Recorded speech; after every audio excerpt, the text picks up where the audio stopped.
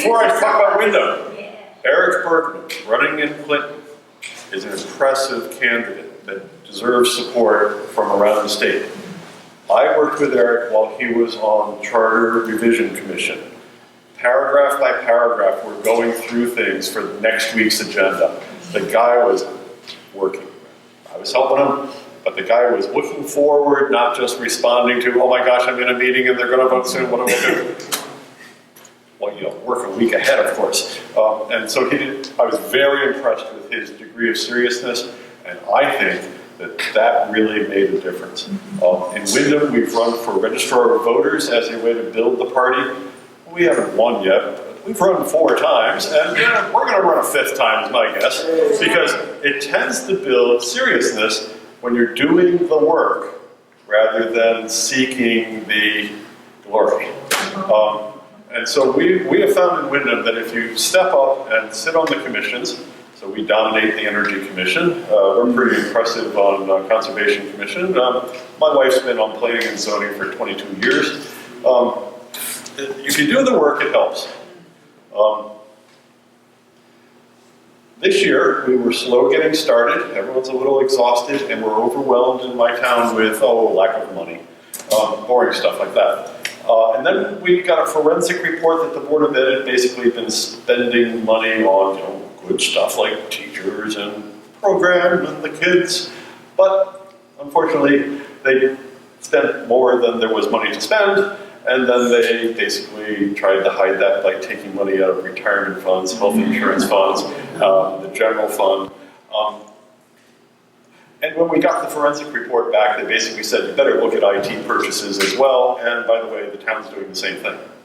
So we're having an exciting campaign. I've got candidates out on the street tonight because there are angry people in the street. We had, especially the bars. But last night we had a referendum. It sunk miserably, 6-4. So 6 no's to every 4 yeses. For both the Board of Ed and the Town Council, there's just no faith left. And so our town, like this one, is... For the budget? Oh yes, both budgets. You're having a budget meeting now? Yeah, and we'll probably have another in December because there's no faith left. So that gives you one sense of what's going on in my little town. 25,000 people. It's very similar to New Orleans in a lot of ways. Districts and so on. Yeah. I'm on the border of a district that's more diverse. Just 4 houses away is the other district. It's remarkable. But all the people who are sitting in town council are from my district. Mm-hmm. Sound at all familiar? Mm-hmm. Yeah. So we've got 2 black candidates this year. We've got 2 who speak Spanish. We have a few old white guys. I'm not one of them this time. And we have a lot of women. So I'm impressed with the diversity of the slate. We're heavily promoting diversity as a value. I'm wearing a shirt. We've bought the signs. I'm a great believer in buy signs and then trade. So you have some of my signs, and I have some of somebody else's. I think that's a great way for us to go.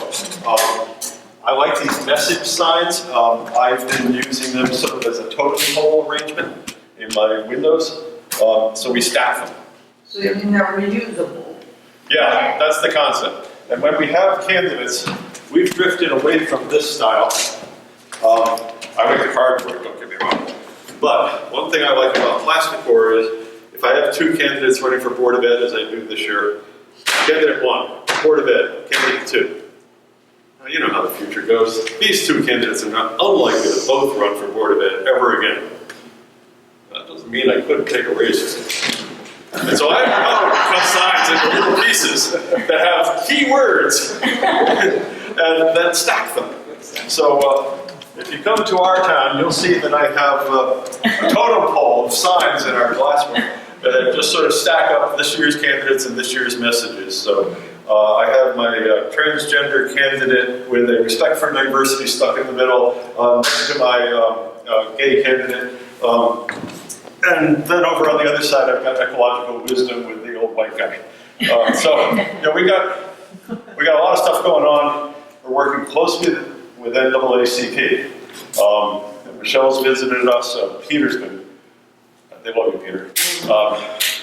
Peter's been very helpful coming to talk to them about issues of concern with a police shooting in town. That guy. So last night, after the referendum goes down, our candidates are in the midst of a town meeting to deal with what's the mill rate?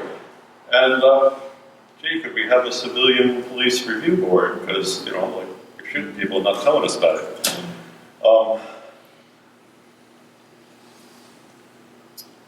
One of the other pieces of diversity we have this year is a Democrat wasn't nominated by his party. They wanted to run a candidate of a different skin tone. And they have. And that's fine. Great. Member of the NAACP, so it was interesting effect. So we took the old white guy, lawyer kind of guy, and we added him to our team. Happens to be diverse. And so it was a blast. But he's a sitting incumbent town council member. And so last night, first time I know of in the state, the Greens stopped the Democrats at a meeting. We had 2 Greens, 1 working family, and 3 Democrats in the city taxing district. And we're talking about the Civilian Police Review Board. Democrats wanted to squash it. We wanted to study it and push it along forward. And the compromise is that, well, it's not discussed last night at all. But they'll have a special meeting in October where they'll try to squash it 4-3. So that's our progress in Windham.